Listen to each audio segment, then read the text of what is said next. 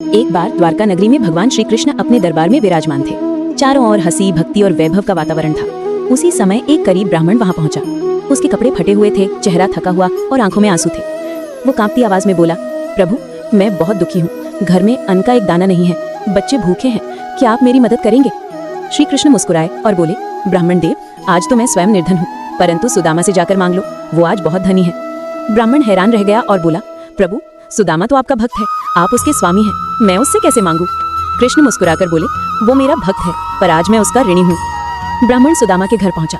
छोटी सी झोपड़ी थी, किंतु भीतर अपार प्रेम। सुदामा ने उसे देखते ही उठकर कहा, आइए ब्राह्मण देव, घर में आपका स्वागत है। जिस बात में उसने जो कुछ था प्रेम से सब कुछ उसके सामने रख दिया। जब ब्राह्मण ने अपनी परेशानी बताई तो सुदामा ने बिना सोचे समझे अपना सारा अनाज उसे दे दिया। रास्ते में ब्राह्मण सोचता गया, कैसा भक्त है जो खुद सब दे देता है, ऐसे ही लोग भगवान को प्रिय होते होंगे। वो द्वारका लौटा और जैसे ही महल में पहुंचा उसने एक अद्भुत दृश्य देखा। भगवान श्री कृष्ण स्वयं सुदामा के चरण धो रहे थे। ब्राह्मण विस्मित होकर बोला, प्रभु आप तो ईश्वर है, फिर उसके चरण क्यों धो रहे हैं?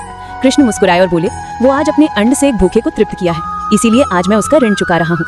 भगवान की सबसे प्रिय वही है जो दूसरों के दुख में अपना सुख बांटते हैं। ईश्वर का कोई ऋण नहीं चुका सकता, परंतु दूसरों की भलाई करना ही उनकी सच्ची पूजा है।